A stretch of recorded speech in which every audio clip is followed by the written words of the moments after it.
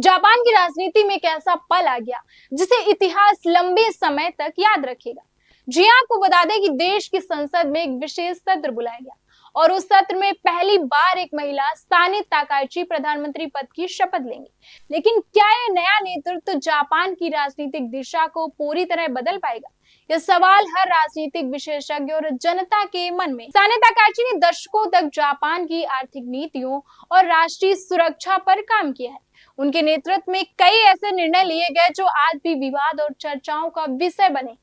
अब जब वे सत्ता की उच्चतम कुर्सी पर बैठने जा रही हैं, तो सबकी निगाहें उनके पहले कदमों पर टिकी। साने ताकाइची के इतिहास रचने की राह आसान नहीं रही। उनके सामने कई राजनीतिक चुनौतियां हैं। अंतर्राष्ट्रीय दबाव, घरेलू अर्थव्यवस्था की स्थिरता और संसद में विपक्षी दलों की कड़ी निगरानी।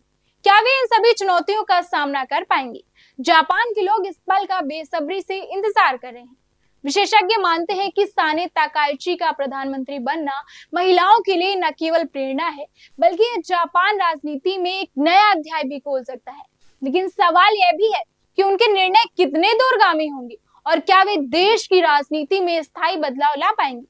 आने वाले दिनों में यह देखना दिलचस्प होगा कि साने ताकाइची कौन सी नीतियां लाती हैं और उनका पहला कदम जापान और दुनिया में किस तरह का हलचल पैदा करेगा। यह इतिहास बनाने वाला क्षण सिर्फ एक महिला के प्रधानमंत्री बनने का नहीं है, बल्कि यह भी देखने का मौका है कि क्या साने ताकाइची अपने साहस, दूरदर्शिता और नेतृत्व क्षमता से जापान को नई ऊंचाइयों पर ले जा पाएंगे। यह केवल एक राजनीतिक बदलाव नहीं है, बल्कि महिलाओं की शक्ति और प्रेरणा की कहानी है। एक नई शुरुआत, एक नई आशा और एक नई दिशा का उद्घोष है। आज जापान इतिहास की आंखों में चमकती रोशनी के साथ कदम रख रहा है।